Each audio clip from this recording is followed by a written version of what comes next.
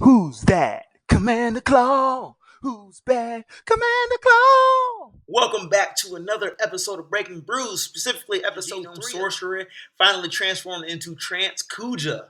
Right? Y'all know what we're trying to do. This is a Spellslinger deck. We got a bunch of removal spells, rituals, and burn spells, but they get better with our 0/1 black wizards that are able to ping our opponents. And also when Trance Kuja is on the battlefield, wizard double the damage. So this video series is all about wizards. So the first wizard I want to talk to you about, for only 1 in black mana, means it can be played early or later on at a different pace when you're trying to take the game over. Keen Duelist, 2/2 body, human wizard. At the beginning of your upkeep, you and target opponent each reveal the top card of your library. You each lose life equal to the mana value of the card revealed by the other player. You each put the card you revealed into your hand. Okay, so yes, this does not deal damage, which would double the trigger. However, it is just a nice card to drain your opponent's life. You're giving them a card, but they're losing quickly.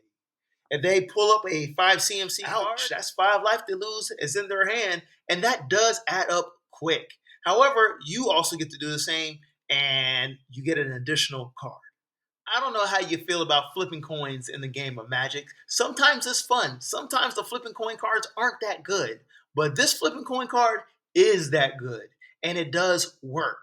Let me talk about Krark the Thumbless. For 1 red, 1 and a red, 2/2 body, legendary goblin wizard. He says, whenever you cast an instant or sorcery spell, flip a coin. If you lose the flip, return that spell to its owner's hand. If you win the flip, copy that spell and you choose new targets for the copy. Or you may choose new targets for the copy. He has partner, we're not worried about that. So you get a 50-50 chance for a 2-drop creature to double up your spell, your instant or sorcery. That is crazy. Even if the spell goes back to your hand, you can cast it again. So I'm not gonna lie to you. I was surprised when I did a Breaking Brews video on Garland, Knight of Cornelia. It is my best one out of all the Final Fantasy commanders. And I didn't know he was the first villain of Final Fantasy. This is when I admitted from the beginning, because I didn't know the entire lore of Final Fantasy.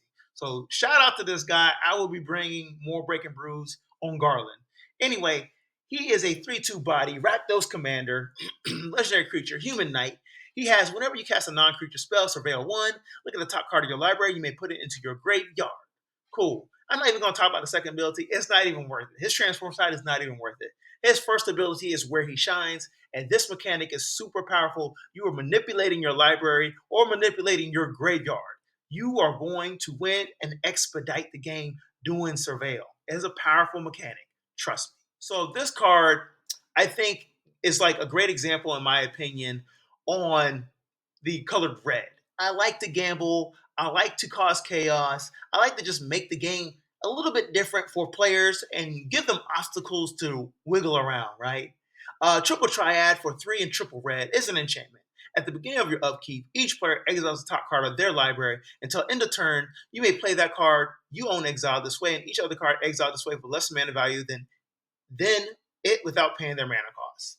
First of all, your opponents are not going to like you exiling their top card and you being able to cast it.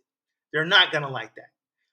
What makes this card really nasty is you're not paying mana cost for whatever card it is that qualifies for you to cast.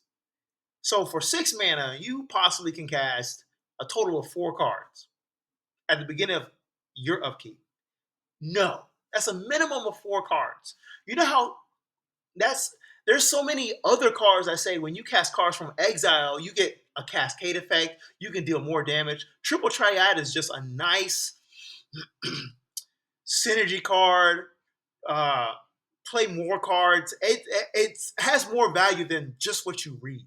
Just try to play with it and see the effects. So we got the final days here.